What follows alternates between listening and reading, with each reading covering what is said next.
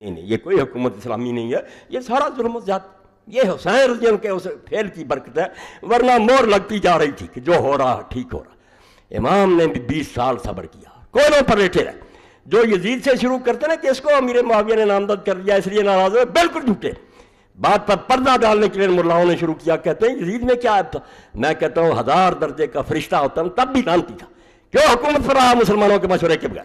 اور اس کے باپ نے جس طرح بیعت لی، اس کے حوالے دوں گا کہ کس طرح تلواریں لٹکتی تھی لوگوں کی سر، بخاری شریف سے نکال کے دوں گا۔ خدا کے بندو، حسین رضی اللہ کی بقدری کرتے، اگر نہ ہوتا مسلمانوں کا چہرہ سیاہ ہو جاتا کہ جب دین برباد ہو رہا سارے چپ رہے، یار رسولہ کا بچہ بھی چپ رہا، وہ نہیں چپ رہا۔ اس نے صاف اعلان کیا کہ سب باطل، یہ حکومت غیر اسلامی ہے، جو ہو رہا دین کے خلاف ہو رہا۔ نمازیں دکھاؤں گا، تو عید کا خطبہ پہلے کر کہ لوگ اٹھ کر چلے جاتے ہیں، علی پر لعنت نہیں سنتے، سنوانی ہے، نماز تو پڑھ کر جائیں گے۔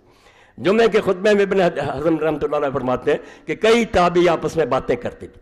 وہ کہتا ہے ایک طرف تو حکم ہے کہ کوئی غلط کام کر رہا اس کو بھی نہ ٹوکو، چپ رہو، جمعے میں یہ کیوں بولتے؟ اس نے فرمایا یہ خطبہ کہ یہ لوگ علی اور حضرت ابن زبیر کو لعنت کرتے تھے، اور رنج میں آ کر یہ کہتے ہیں لعنت نہ کرو، جاؤ ابن حزم سے پوچھو، ان سے بڑے محدث ہو تم، اور خاندان بنو امیہ سے۔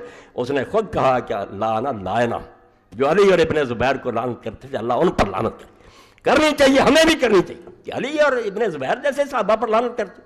یہ بد رسم انہوں نے شروع کی اور ممبروں پر ہوتی رہی۔ جس غریب نے انکار کیا سار اڑا دیا گیا۔ حجر ابن عدی جیسے صحابی، راہب و صحابہ رسول اللہ، حضور کے صحابہ میں درویش کیوں مارا گیا؟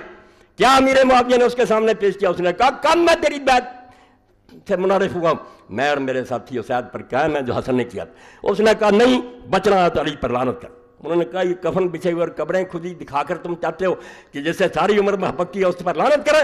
جاؤ قتل کر دو، اور اپنے ساتھیوں سے کہہ اللہ میرا یہ کپڑے نہ اتارنا، خون آلود، میں اسی طرح پلس رات پر اس سے ملوں گا۔ جاؤ اٹھاؤ صحابہ کرام کے حالات اور پڑھ لو کہ حجر بن عدی غریب کس طرح مارا گیا۔